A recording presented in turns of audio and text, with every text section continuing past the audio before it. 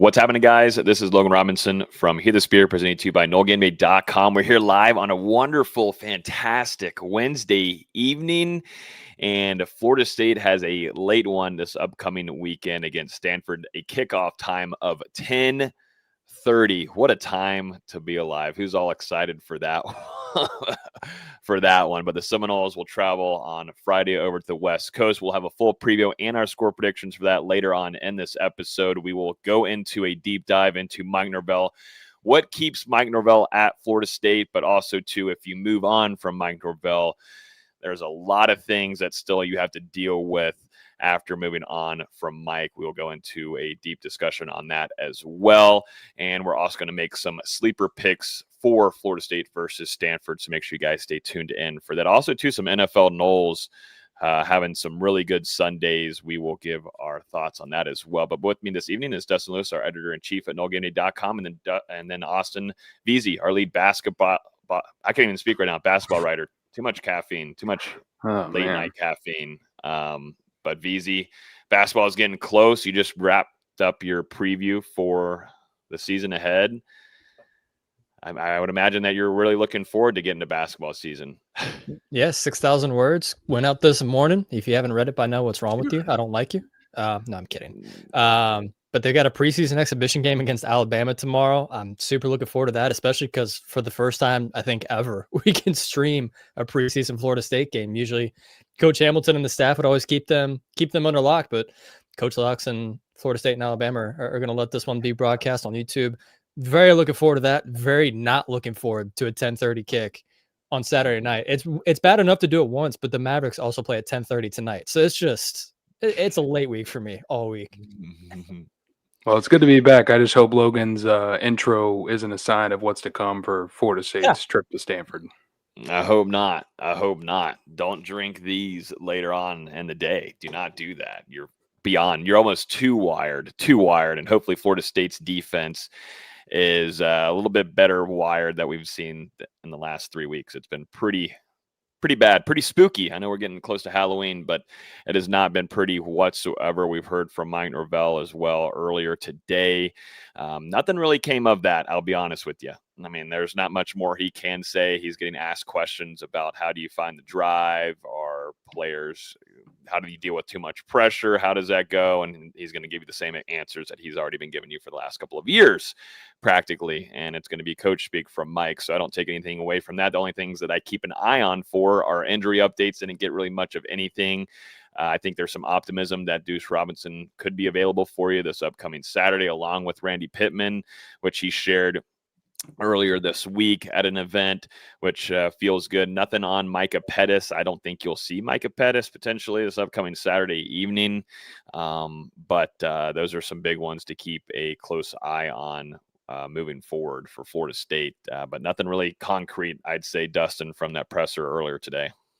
Not really. The only thing that really caught my attention is I think it's the second time in the last couple of press conferences that he's referenced 2022, where FSU got off to an undefeated start to the season, obviously had a big win against an SEC team in LSU, and then had that 3-game losing streak, and then bounced back, went undefeated, and then obviously from there, the next year went undefeated as well and went on to win the ACC championship. But, he's trying to find similar concepts between what happened back then and to what's happening now. And, I do think, you look at Florida State's second half of this 2025 schedule, and it sets up pretty well for the Seminoles. Stanford, honestly, not a very good football team. Then you're going to have the bye week. You're going to go into Wake Forest, who hasn't been very good this season.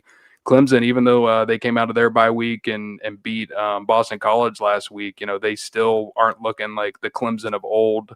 And then obviously you've got Virginia Tech at home, who's fired their head coach. You'll travel to North Carolina State, a place that's given you some horrors in the past, but I mean they're not a great team either. And then Florida, we'll see if Billy Napier is still at the reins whenever FSU travels to Gainesville in late November. The thing is here, Dustin, Florida State's not a great team either. I hate to break the news to you, brother. But they haven't been a good team the past couple of games, but they're definitely going to be better than a lot of these teams they play in the second half of the year.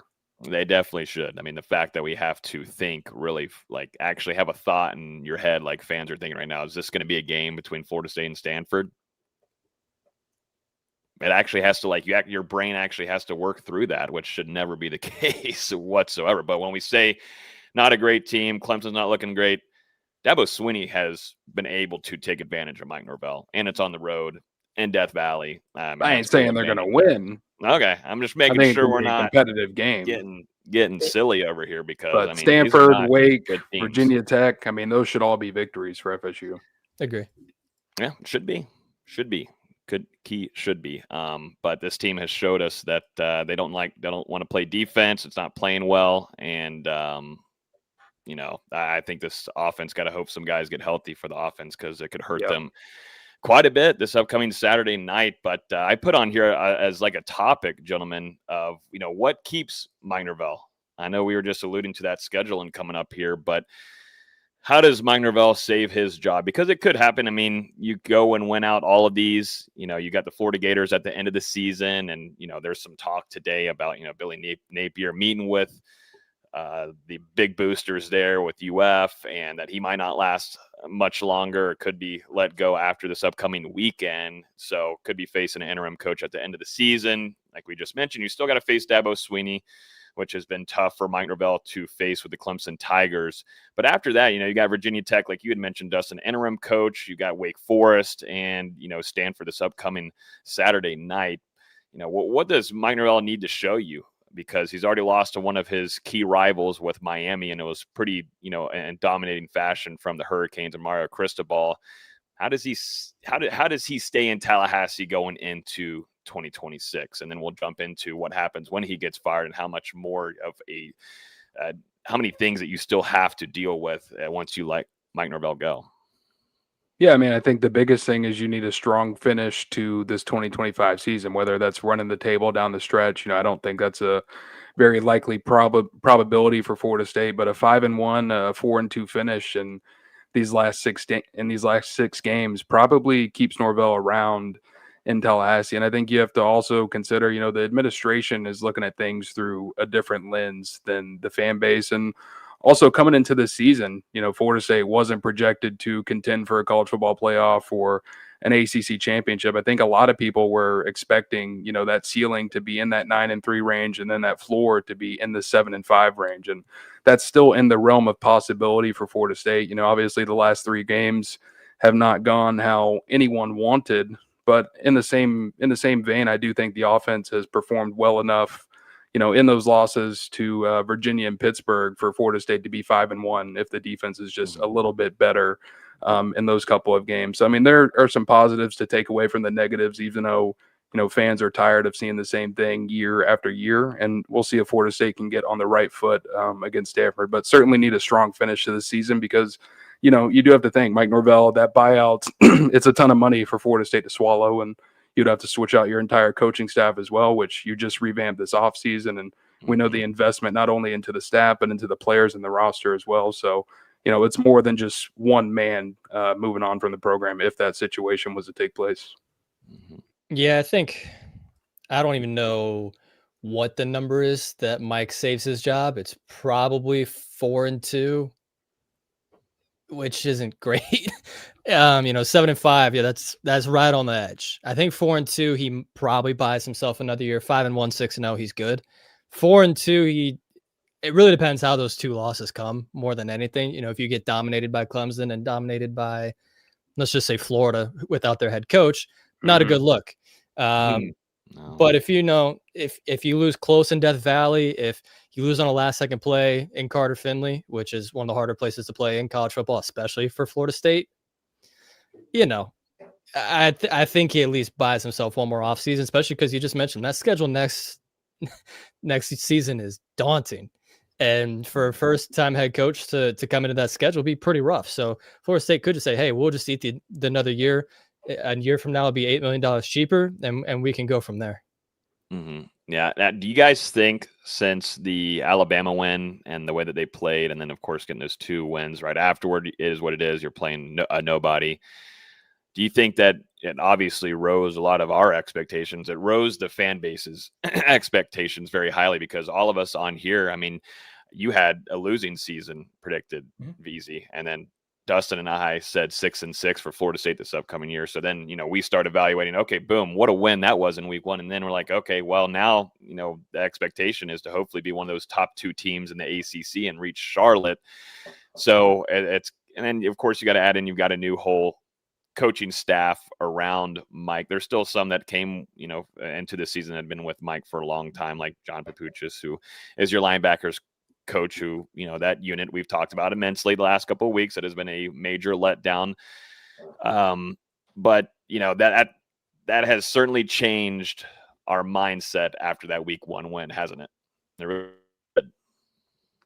It can't do anything else. I mean, a victory over Alabama, especially in the way Florida State did it, where it wasn't a fluke win. It wasn't really a close game. Florida State jumped out to a 24-7 lead and ultimately wins by 2 scores. And you've seen what Alabama has done since then. So it's not like it was a bad Alabama Crimson Tide team in a down year. I mean, Florida State went out there and obviously, handled them in that season opener. So it certainly inflates expectations. And you think about, they came and did what they were supposed to do in those blowout wins, but a little bit extra, setting some school records in the process. And suddenly, you went from unranked to number 8 in the AP top 25 poll. So I certainly think, that kind of start, it makes people start believing like this team is more than what it was supposed to be coming into the year. And just, unfortunately, some of Florida State's shortcomings have been exposed the last couple of weeks. And we've talked about it, teams really taking advantage of Florida State in the passing game, especially over the middle, and the linebackers having some bad performances. And I think for Florida State's offense, it really comes down to obviously some brutal turnovers against Virginia and Miami. And then last week, you just weren't healthy. So many guys out of the lineup at every single level of your offense, and your quarterback is also not fully healthy at this point of the season. And to the point about turnovers, they had a missed chance at a turnover that would have potentially won the game against Virginia. Obviously, it's still have to play, but if Jerry gets that interception at the end of the first half against Virginia, Florida State's not only in prime position to score, but Virginia doesn't score that touchdown the next play, that game looks a lot different. So yes, they're a few plays away from being, 4-2, 5-1 right now, but it's the reality of the situation, and they're going to have to adjust with that moving forward. That being said, it's just, it's tough to look at. It is, we can talk about adjusted expectations, and, you mentioned that the Bama win wasn't fluky in the moment, but what has been fluky was the linebacker performance from that game, because they looked great in that game. They were awesome, and they look phenomenal. The best they've looked in 10 years. Yeah, and they looked horrible since. So in the moment, it wasn't fluky, but the further and further we get away from that, we're just not seeing that same team, especially on defense. Granted, Bama had some missed opportunities. Ty Simpson could have taken off and run on more than a few occasions and kept plays alive and kept drives alive. He didn't do that.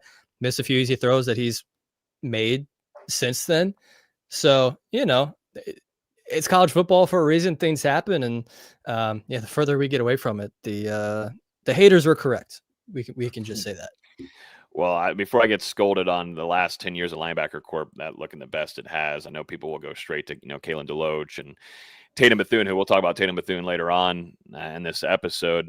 But to me, in that Alabama game, as a linebacker corp, we're talking about 3 to 4 linebackers that looked really solid in that game. Kalen DeLoach and Tatum Bethune, those were the linebacker room for Florida State for those few years that he was in Tallahassee. But you had 3, 4, you had walk-ons with AJ Cottrell coming in and looking impressive as well.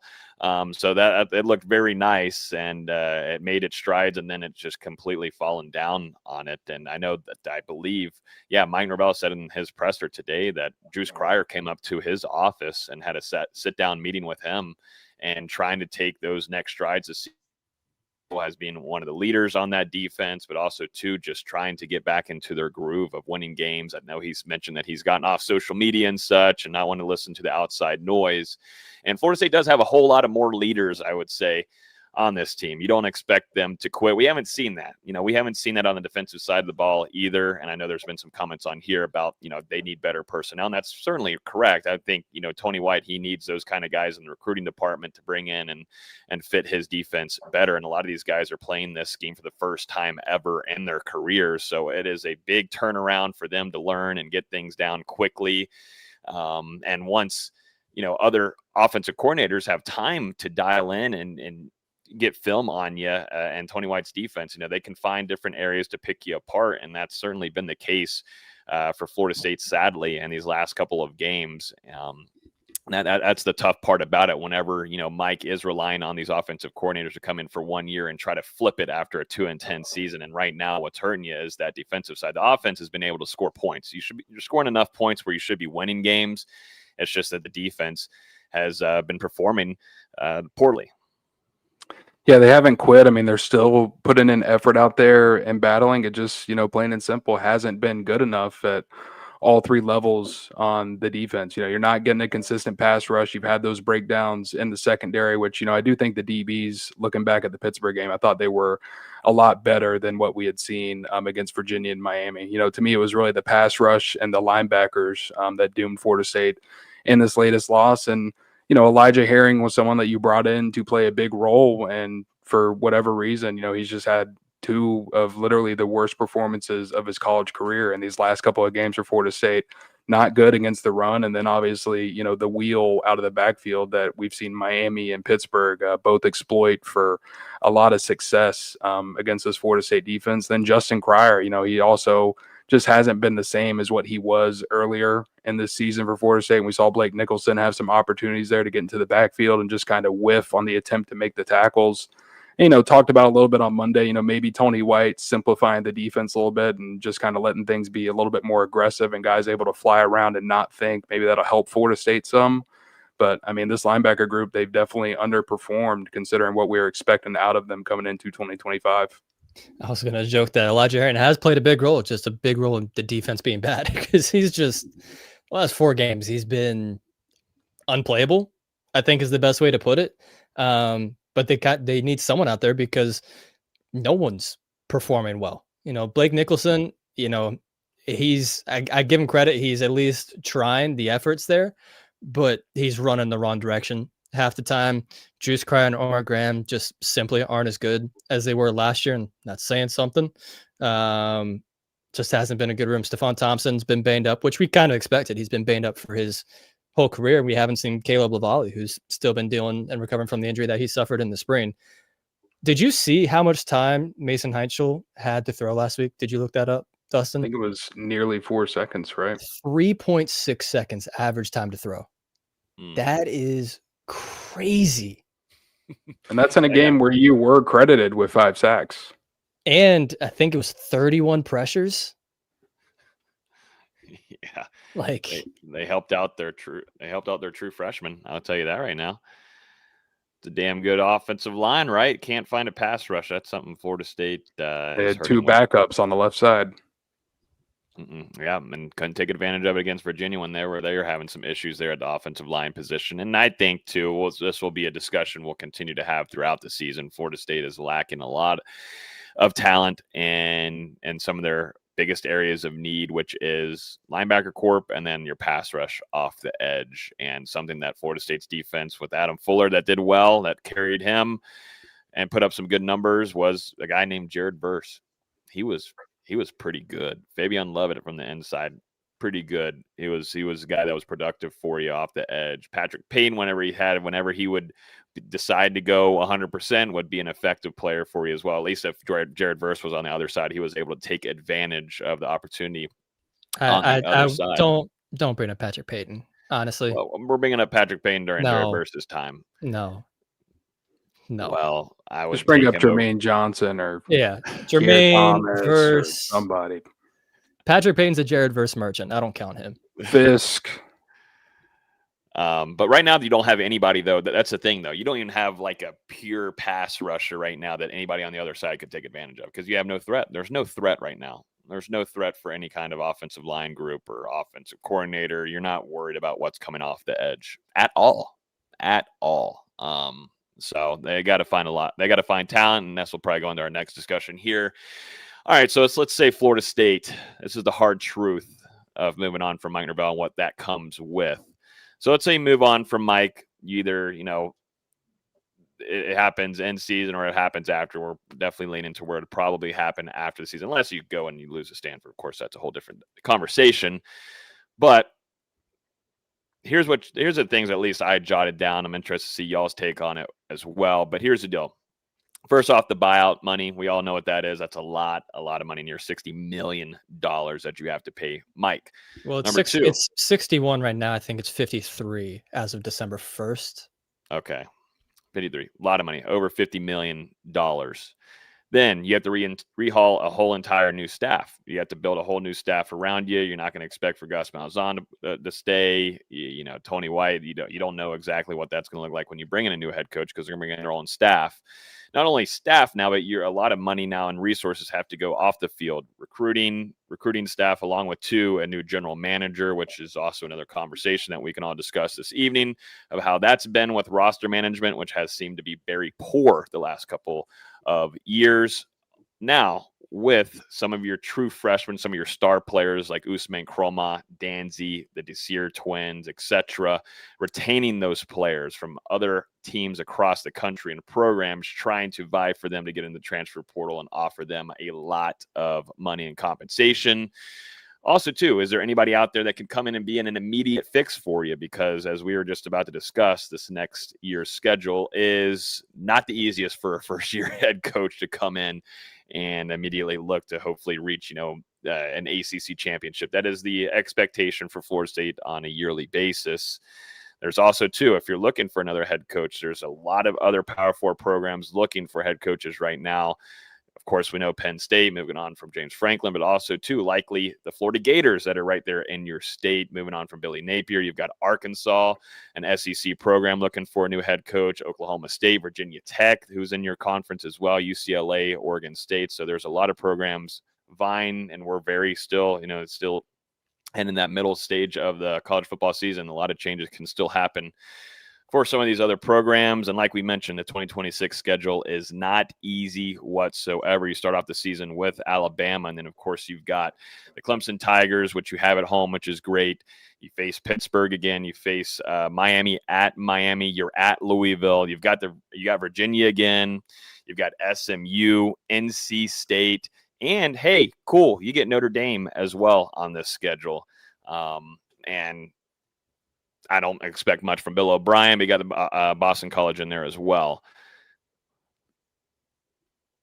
That's my list of things that you do have to deal with once you move on from Mike Norvell. I don't know if you guys want to add any more. It's just some thoughts I had throughout the day. I'd also like to add in that Auburn has a pretty decent chance of opening up that the Hugh Freeze experiment just not going well. And honestly, thank goodness. Hugh Freeze just isn't a good person, so I'm glad he's failing. There's probably going to be some other jobs that open up as well around the Big Ten and the SEC, because there's so many expectations and so much money poured into those programs that they have those high expectations. I don't think anybody expected James Franklin to be fired 6 weeks into the season this year. No, things are going to happen. After how far they went in the playoffs last year, absolutely not. So it's going to be tough. Penn State's just a better job than Florida State is right now. They're going to get who they want more than likely. And then after that, it's a toss-up of, Florida's probably quote unquote a better job, but that athletic administration is awful. And I don't think coaches want to work for them. Because apparently Scott Strickland's still going to keep his job, which makes no sense to me. Florida fans have to be losing their minds, and good. You deserve to lose your minds. They already lost their minds when they chose to be Florida fans. Anyways, Auburn, probably on that same tier. Arkansas, I would say, is a step down, even though they have all the resources necessary between a lot of money, Jerry Jones and the Tyson chicken money.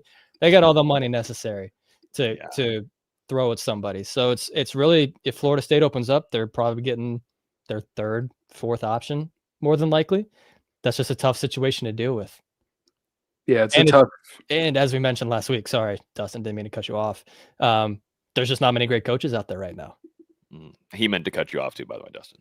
No, I mean, I feel like you guys kind of nailed it. It's just with all the factors, it's a tough year to make a change. And I mean, who realistically out there is Florida State going to go and get? I'm sure there's a short list of names, but I mean, who could they attain? Because are you going to take a chance on another Group of 5 coach who's had success the last couple of years and build a program? Are you going to take a leap and try and pull someone from a Power 5 program, which would be pretty tough if they were a head coach in the SEC or the Big Ten? And Also, I mean, Logan, you kind of brought it up, that 2026 schedule. I mean, it's a gauntlet, and to bring in a first year head coach and say Florida State, doesn't perform well against that schedule, it kind of almost starts to put you back in this cycle that you're already trying to get out of.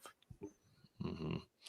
Money, resources everywhere across the board. I mean, I think the biggest issue right now for Florida State is trying to retain players. I mean, they've already had their issues beforehand with some players trying to dip out, listen to the offers, then they do end up coming back for you and playing for you and such. But it's become a thing across not only for Florida State, but programs now, like head coaches. I think it's going to turn into the NFL where these players are going to get more money than your head coaches are. They're going to get paid. It's going to be just how it is. Like the roster wise as a whole, that's just how it's going to have to be. It's going to take a long while for that to be the case, or at least it will start leaning that way in that favor, just because, coaches will honestly, like we saw Mike Norvell, we've seen other places. I mean, what Brian Kelly did, they put some of their money back into the NIL or whatever kind of things they need to do to enhance the program itself and with their contract money. But that's the thing where we're heading into the NFL scale for college football. And, you got to rehaul what you're doing off the field, like general manager and such. I know there's been a lot of chatter about Derek Ray. There's more of it last year because you could get mad at anybody off of last season. You can get mad at the trainers. You get mad at people that cleaned up the bleachers. Anybody, you just get pissed off because you went 2-10. As the fan base should, but as roster management, it has not been the best as well. And some of the transfers, that transfer class was absolutely horrid and awful for 2024. You do feel optimistic though, Dustin, about this freshman class that you brought in and on the recruiting side, but that still has haunted you on the recruiting side. And you can point to position coaches, and there's always been thoughts on Mike Norvell and not being able to recruit. We know that there's been major issues there, and having those misses there at the end of guys that you've had committed for a long time and then losing them at the end, or at least coming in second place. And those would have been pivotal players for you that would probably make maybe your linebacker corp look a little bit better, or certainly like guys like Keldrick Falk that's with Auburn to maybe help your pass rush, maybe just a little bit, tad more, right? Yeah, I mean, the recruiting has really been a struggle for Mike Norvell at Florida State. Obviously, no top 10 classes since he arrived in Tallahassee, and that list of decommitments of guys that have moved on from Florida State went elsewhere. Obviously, Travis Hunter, you brought up a couple of them, Logan, but, KJ Bolden, you lost some guys in that linebacker room as well, some guys on the offensive line, some guys at really key positions that could have helped out Florida State immediately in some of these recent years. So, I mean, couple that with, the lack of talent on the recruiting trail and inconsistencies of development at certain positions along the roster, including offensive line, defensive line. I mean, you can kind of pick your poison there. And then, this transfer class that's come in for Florida State, you have had some hits, but then you've had some failures now at key positions where, I mean, once again, you're not really getting anything from the guys that you brought in that edge room. The linebackers are starting to look like more of a disappointment. Jerry Wilson hasn't played up to standard these last couple of weeks. So, it's really been tough for Florida State on all fronts recently. Mm-hmm. Yeah, that's the issue there with a handful of things across the board. I mean, looking at, like we were mentioning earlier, you're going to expect for, a head coach to come in and make that immediate fix and expect them, hey, by the way, here's a schedule that you're dealing with as well. Yeah. It's rough, man. It's not like you got Texas Tech and you have all that unlimited money, man. Where is the Spanx lady? Has anybody gone out and tried to contact this chick? What is happening? Does anybody have a LinkedIn? Wasn't the rumor that they finally, like, they went to her for the Tiger buyout and she said after this, no more? I don't know. I've heard that rumor. I don't know if it's true, but I have heard that rumor. What is her name? Sarah Blakely. We got to have a chat. Sarah. If you're listening to the show, she lives here in Clearwater. Well, no, she was born in Clearwater. She's probably off on an island somewhere now, enjoying her life, as she should, as she absolutely should. But she's here in Clearwater, so I guess I got to start getting to work over here, gentlemen, and find her. There's a question here from our guy Terrell asking, question for all three from FSU fans. Don't come after me. End quote. He says, Alfred needs to be fired. So you guys believe that, or is he the issue? Is Alfred the issue? That's practically I've what seen I this was on asking I've here. seen this on X or Twitter, which is what he's saying. That some Yeah, people yeah, I think think I Alfred did needs earlier to go. today as well. To me, it's ridiculous. Like Alfred has done so much great for this program and this university. Um, every hire he's made has been pretty good. You look at Wyckoff at women's basketball; she's been great. Penske at soccer has been great. Link's been doing great with baseball, as far as I can tell. I don't follow that sport. For the Laux, we'll see, but that's at least trending in the right direction. And he didn't hire Mike, but he did extend Mike, and that's really been the only misstep. But everyone would have done that same thing. Yeah, they would So, have. but without him, the money and the finances and the revenue that have been coming into the program have vastly improved because of Alfred, with the football only facility, the stadium renovations, and that's just for That football. turned out This is great. happening. Yeah, this is happening program wide for a lot of different programs. So Alfred is far from the issue. Now, if he let's go Mike and messes up the next hire, then we can have that conversation. But right now, they're overreacting. You kind of hit it on the head. I feel like he's done just about everything right so far. I mean, the only move at the time was to extend that contract for Mike Norvell. And I mean, we all remember the Alabama rumors and everything at that time. I mean, that was all you could really do in that position. He's made some good hires in other sports.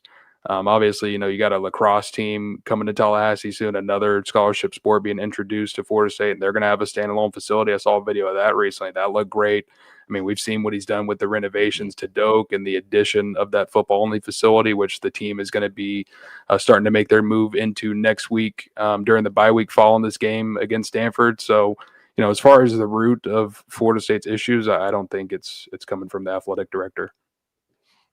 No, This isn't like it was 8 years ago with Stan Wilcox and, oh man, what's his name?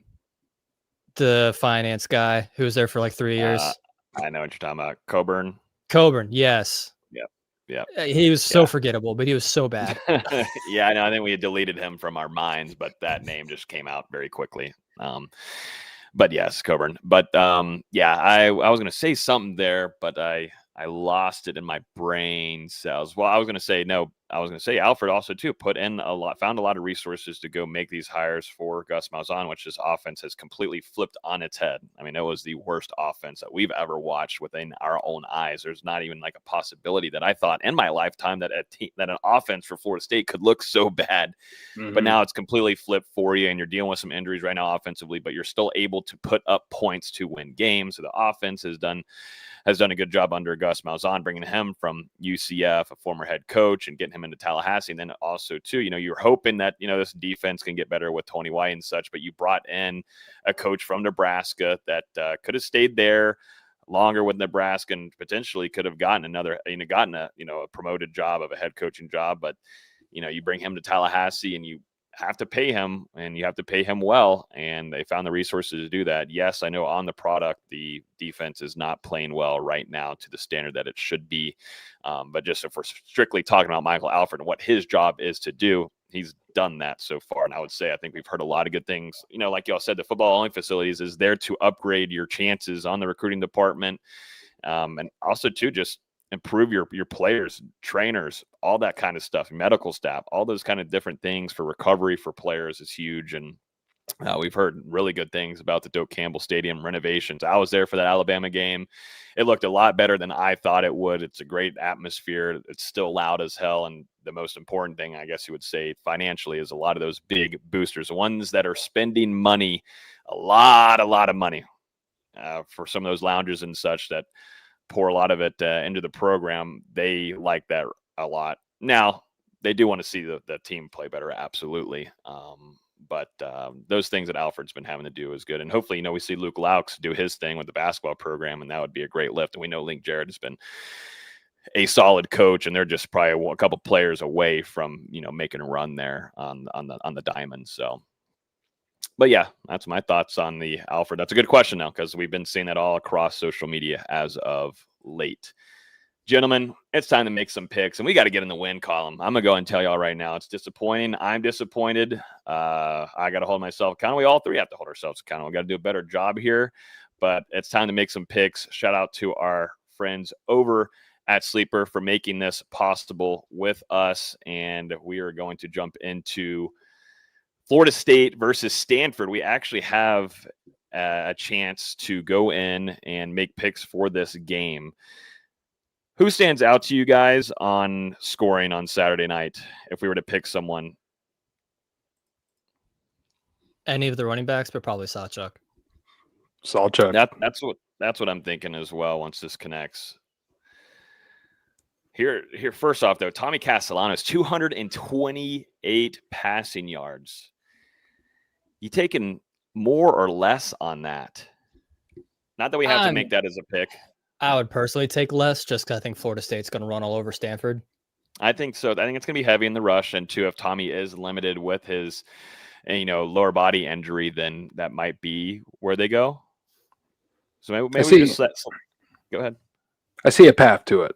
I mean, for sure. It ultimately depends on the playmakers available for Florida State. Are you going to have Deuce, Squirrel, Javon Boggs, Randy Pittman Jr., Micah Pettis out there blocking? Are those guys going to be available for you on Saturday night? Obviously not going to know or get a better idea until that first ACC availability report comes out Thursday, 11 p.m. Eastern time. But, that would change a lot of things for me because, you look at it against Pittsburgh, he was on pace to reach that number before he lost Deuce in the first half. Stanford, one of the only decent things about their defense, allowing just 114.7 rushing yards per game, top 40 in the country. They're giving up over 300 yards per game through the air. Mm-hmm. So I could see it happening. I'm not saying I want to go with it because I feel like every time I do one of these, I get it wrong. But I tell you what stands out to me, though, too, is Gavin Sawchuk getting more than 60 rushing yards. You already picked the less you picked the less while I was making my. Yeah, we decided argument. Your opinion didn't matter. We already had it selected before you saying Dustin. Don't hurt his feelings. It was already selected before he was saying that.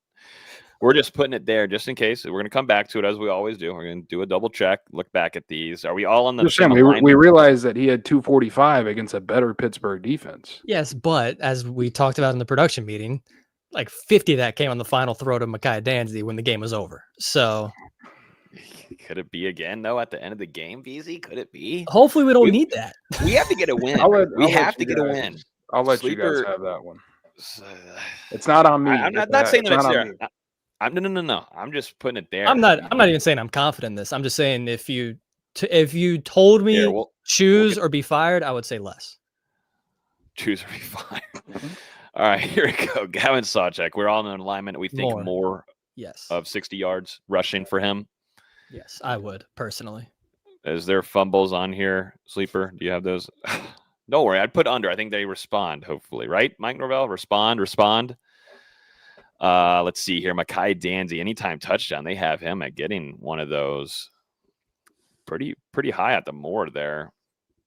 It really just depends on the skill players that are available. If he's your guy, that's your main target again, I could certainly see it. Yeah, for sure. Y'all, I saw this earlier. Lawayne McCoy, y'all down to go less on here on a touchdown from Lawayne? Now, if Deuce Robinson doesn't play in this game, that could be a major factor here, like you were just saying, skill players jumping in. But I think Deuce plays in this one. I did too.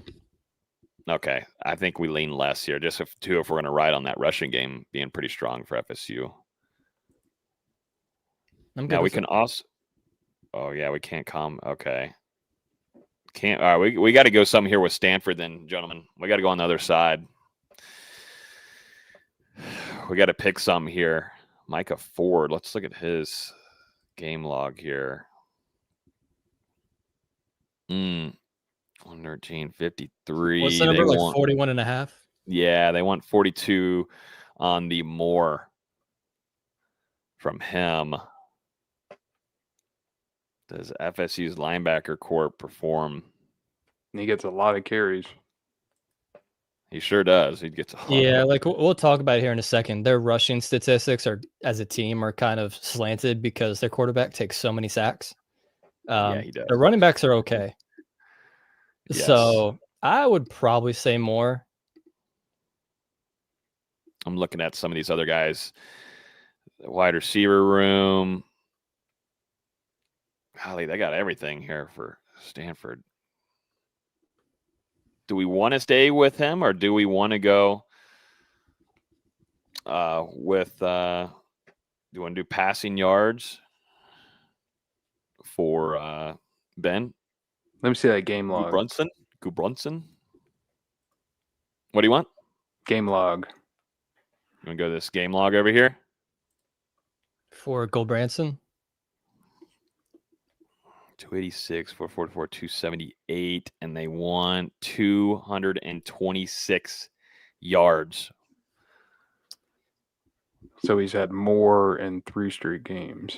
Yeah. Mm-hmm. Yes, but he has. one of those was San Jose State. One of them, yeah.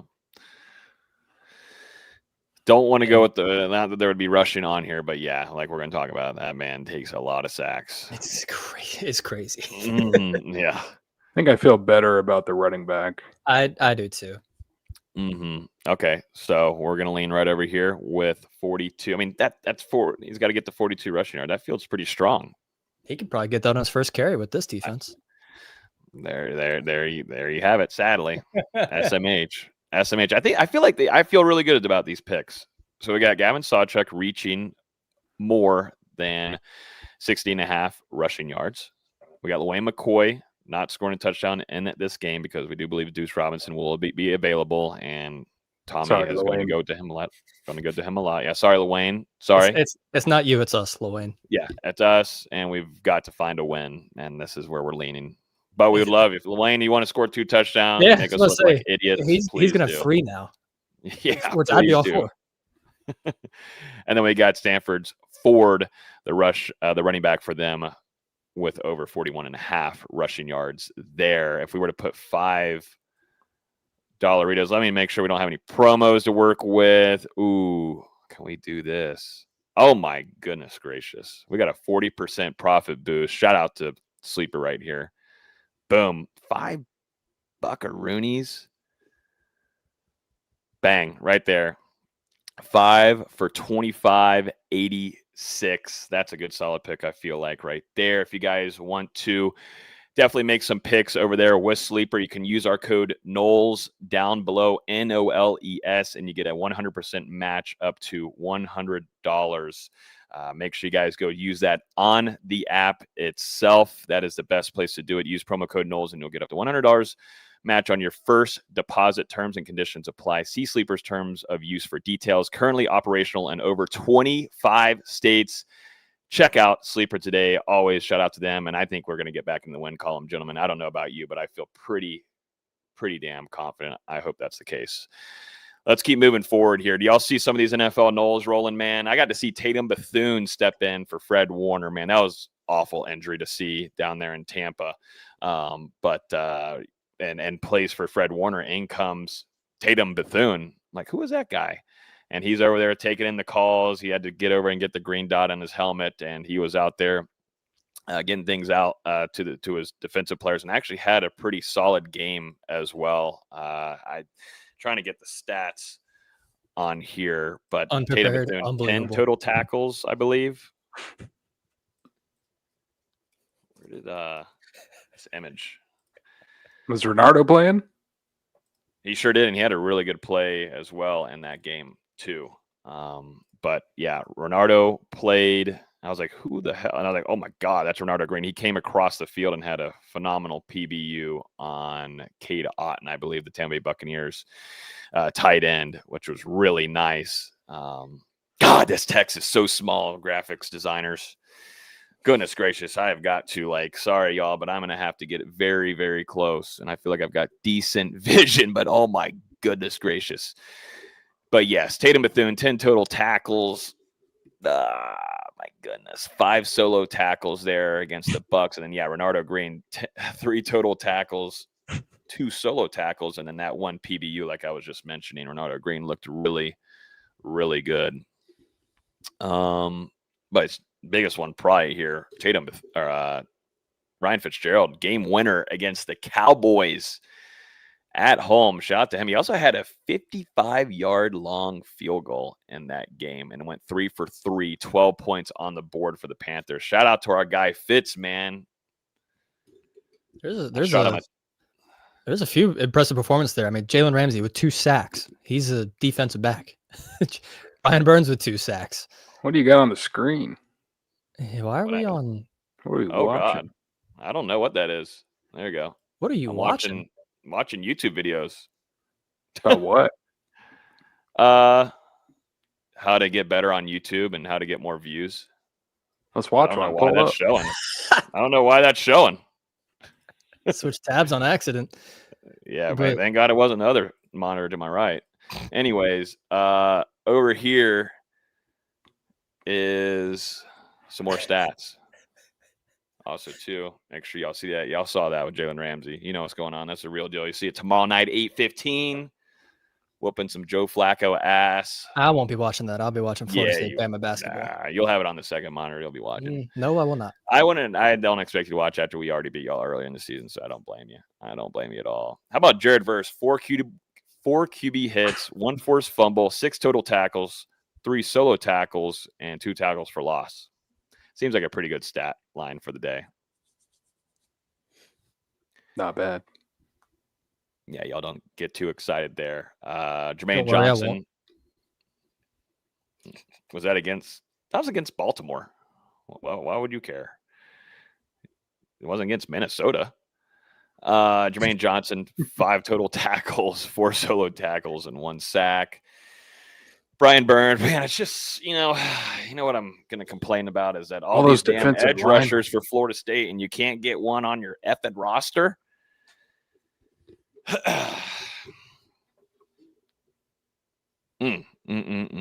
Does Brian Burns want to pay the buyout? I don't know. Maybe Jared Verse will once he gets his ginormous bag of a Burns lifetime. already got his gigantic bag. That's why I'm pointing him out. I know. Well, Brian doesn't want to do it. Brian's cool. He's chilling. Maybe Jared, and if Mike Norvell stays, but Jalen could have a long time ago. He would have maybe get out that Willie Taggart. Maybe help pay off that. But yeah, and then Derwin James is Derwin James. He continues to just ball out. He had a great season last year. He's having another one this year. And yeah, shout out to the NFL Noles, man. They've been rolling, which is good to see on Sundays. But what we care about the most is Saturday night between Florida State and Stanford at 10:30. Put it in the chat right now. What's your game plan? How are you going to make it through this game? I mean, 10:30 is absolutely nuts. We're talking about, so we're live right now. This game won't begin until another 2.5 hours on Saturday. That's assuming it starts on time, which it won't. Yeah, because what are we on? Are we on the ACC network? I've not looked that up. It's ESPN, I think. It is. Okay, so at least we have some other channels to maybe move us over to, like a good old ESPN News or ESPNU, if that's still out there. I don't know. But I don't know how we're going to make it. I'm going to be honest. My thoughts and prayers. I mean, we have to have an instant reaction at 1 a.m. Do we have to? Or can we do it the next day at noon? Nope, won't have. Got work to do. Someone's going to be watching that at 2 a.m. No, they'll be watching. Depends on that result. Shit. If that result's not in the favor of FSU, we might have on a record on Sunday morning. It will be Sunday morning, VZ. This will be a show on Sunday morning. Every watch comes with a free ride to the nearest mental hospital for staying up that late for this football team. Yeah, for all you we looking for all you diehard Noles or people that listen to our show. You're a real one if you're there with us at 1:30 in the morning, hanging out, talking Florida State at Stanford. But yeah, the Seminoles coming in this one 3-3, Stanford 2-3. Their only 2 wins are against Boston College and San Jose State, which they only won by 1 point, 30-29. Stanford, not the greatest football team. I know we've been talking about that the last couple of weeks. They've stayed not so good as well. Their head coach is Frank Reich. Stanford is ranked 108th in the country in scoring offense, 18.8 points per game. So if you try to now, try to predict, Florida State winning or not, Florida State has been scoring a good amount. At least if you get to 30, you should win this game. Correct. But Stanford is also 98th in total defense, allowing on average 418 yards per game. Florida State is number 8 in the country at almost 500 yards per game on offense, with 498 yards per game. Can I be like their coach? Can I be frank? Just be frank with us. Be frank. Stanford stinks. Like, they're just not Stanford a good football stinks. team. Just not a good No. football team. Like, Don't they're clip like this. Don't clip this at 1 a.m. no, y'all. clip me. Go ahead. I don't care. They're 85th in red zone scoring. Like, and I don't mean like scoring in the red zone. I mean when they get to the red zone, they're 85th in scoring. They're in the same territory as Kent State and FIU.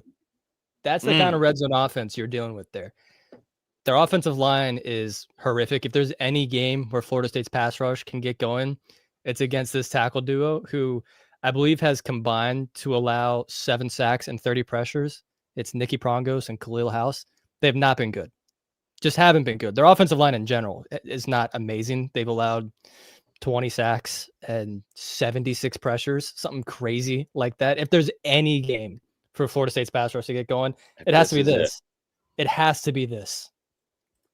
And Brongos is the only member of their offensive line who started every single game, and they're going to have at least 3 underclassmen starting left guard, and right tackle. So, I mean, like you said, Austin, defensively in the trenches, this is a game where Florida State, I mean, they've got to show up in a big way. And I think you just look at Stanford in general. I mean, it's just been a tough season for this program. Logan, you brought up some of those rankings, but I mean, in the majority of statistics, they rank 90th or worse in the country. You know, on offense, passing wise, they are tied for 59th in the country, 240.8 yards per game. I mentioned that stat defensively earlier, where they're allowing just 114.7 rushing yards allowed per game, but they also haven't played a rushing offense like Florida State's, which, you know, is one of the best in the country whenever it's clicking. And even through this losing streak, I mean, you've still been able to get a good amount of production from your rushing attack. So this is a game that Florida State should win, and they should win pretty handily if they come out with the right mindset. But, you know, at the same time, I was talking about this before the season began. It's a long trip. I mean, for a college football team, it's a late start time. It's tied for the latest kickoff time in Florida State history, actually going back, I think, 48 years. And then, you know, we saw it last year. Cal came over to Florida State, and FSU upset them in Doak Campbell Stadium. And then we saw Cal take Miami to the very brink later on in that year before the Hurricanes were ultimately able to win that game. So just this long travel, it can lead to some wacky occurrences. Mm-hmm.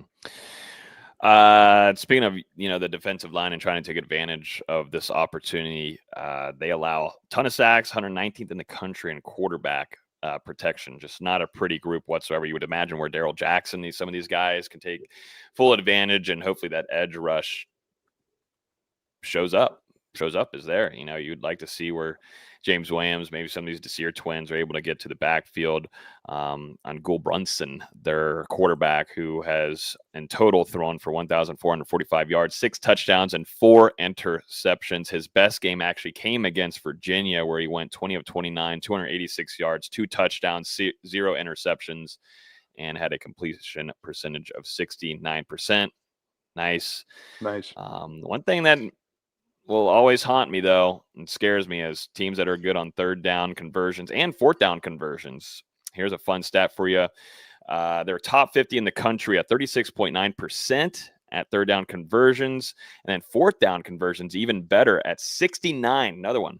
Nice. 69.2%, number 22 in the country. They are pretty efficient in 3rd and 4th down conversions, which I don't care what you say, when you get even in the 50s or whatever, when you face a Florida State defense that gets absolutely drilled from 3rd down conversions and 4th down conversions, as we've seen this season itself, it stands out to you, man. It stands out to you. Not that Stanford's anything special, but just, you know, FSU's not good in that spot either defensively.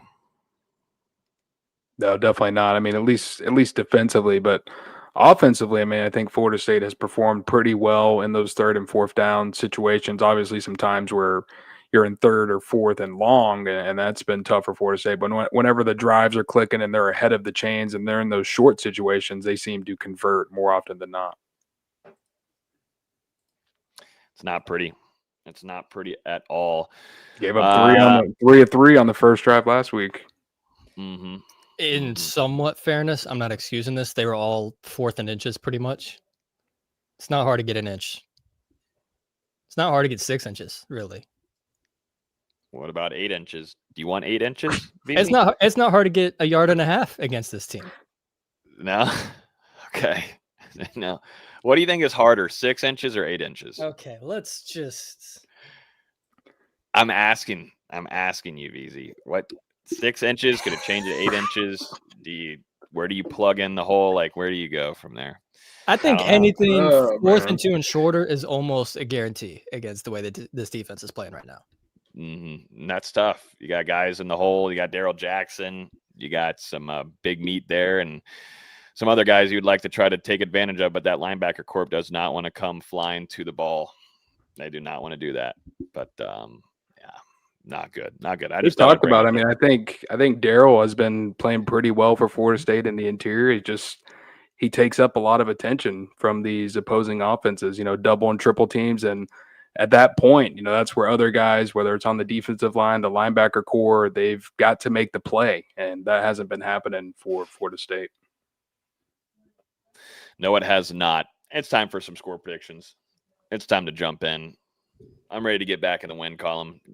I predicted Florida State to win by 1 point against Pittsburgh. I was very nervous about that prediction, but I feel a little bit better now. I feel a little bit better. I have more confidence going into this week, and I also start the predictions as well. And I've already got it in my head. Going into the season, we predicted Florida State to probably win this game for sure. Didn't even know what Stanford was going to look like, and sure enough, they're not the prettiest team. Florida State defensively, though, has to make some changes, and you'd like to see where that linebacker room plays better, and just gives you some kind of hope, man. Could you imagine an FSU defensive shutout? What would you do for that? What would you do for I cannot imagine that. There is think about it. Zero chance they leave California with a spiked baseball. There's just no way. Wait, what is the spread right now? Has that changed? 17 and a half. It has gone up over the last few days. Yeah, I think it was 14 and a half. It was, yeah. Mm-hmm. Yeah, I did not like that Pittsburgh one at all. 10 and a half was ridiculous. That was crazy. That was absolutely nuts. Vegas still feels high on FSU. But I think FSU, I think they win the game. I think they win the game, man. I think they win the game. No, I feel confident. I got Florida State 34, Stanford 20. Okay. I was going to go 21, but I'm gonna stick it there. But I feel like 34 is good. You see the offense do what they need to do. I think they will be limited in some parts, or that score would be higher for FSU. Man, you got to add in the implications of the being across the country and such. But got to see if these guys can bounce back after that Virginia game on the road. You're not going to have that kind of hostile environment there at Stanford. They're all going to be back at their computers doing some engineering, nerdy stuff anyways. They don't want any part of football to go watch or anything. So there won't be much of anybody in the stands. But we'll go see what's happening. Silicon Valley, man. I say nerds, man. I wish I could be those nerds. A fucking engineer, make $250,000 a year. Absolutely. All we needed was a score prediction. Yeah, we kind of got to give in the extra. You got to detail everybody else of the setting that FSU is trying to stretch this podcast out to the 1 hour mark. He's doing his artist. I got to get going. So make sure y'all hurry up. Get y'all's out really quickly. I want to take up all the time. Of course you do. In no one's right mind should anybody be confident in Florida State just to win a football game, much less cover. And yet I'm an idiot, so I'm going to pick them to cover. I don't know why. I do not think Stanford's a good football team. They're not. I also have Stanford scoring 20 points, but I'll give Florida State 40. 40, okay. I got Stanford scoring 20 points too. What is wrong with this? Dang. But we like to ride together and Go down the ship together, don't we? Stanford's just, they're not a very good football team. And I mean, if Florida State comes out with any semblance of focus on both sides of the ball, they're going to win this, and they should win it pretty handily. I mean, even with Florida State's struggles, Stanford and what they're going through, interim head coach and, a lot of roster changes, they're just not in a position to compete with Florida State. So I'm going to go Seminoles 38, Stanford 20, like I said. I knew he was either going to say 37 or 38. He was going to go right in the middle of us. Yep, we're close. William in here asking, is Deuce Robinson playing? We don't know fully yet. We'll get an injury report tomorrow. No. Yeah, tomorrow at 11 o'clock p.m. Eastern time. Basically, you'll find out Friday. Yeah, y'all won't be awake for that. We'll have to sadly cover that. But yes, the injury report comes out then. And honestly, it is going to be a very important one. It's kind of like on the NFL nowadays. Some of these injury reports are very crucial to see how the outlook is looking for FSU. Also, too, is Squirrel White still on this roster? Like, is he going to play again? I don't know. I really don't know. Sorry. I mean, don't know. We'll see. If Deuce does play, let's not use him on a wide receiver screen. Yeah, that's probably not a good idea. Yeah. Will we see? Here's over under 0.5. I wish our guys at Sleeper had this. Reverse. Mekhi Danzy reverse. Will we see that again? Yes. They have to try it once every game. They have to. Dang. It's sitting on Gus like the bad devil on his shoulder. Oh, goodness. If I see that and it gets blown up by Stanford's defense, then I might just crumble and it will be like 11. This will be probably the game where it goes for the touchdown and everyone's sold on it again. Like, all right, we got it back. This is it. Yeah. Yep. They trick it around. They give it a little trick. What they're going to do first is they're going to fake it to him. And then, like, Tommy's going to keep it for like a 6-yard gain. That's what's going to happen first. And then they're going to give it to him the next time.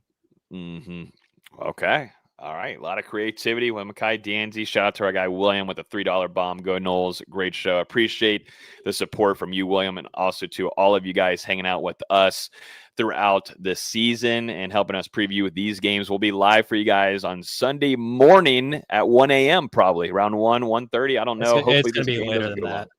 I hope it doesn't go long, but usually for FSU games, usually they do go long. My guess would be 2:00.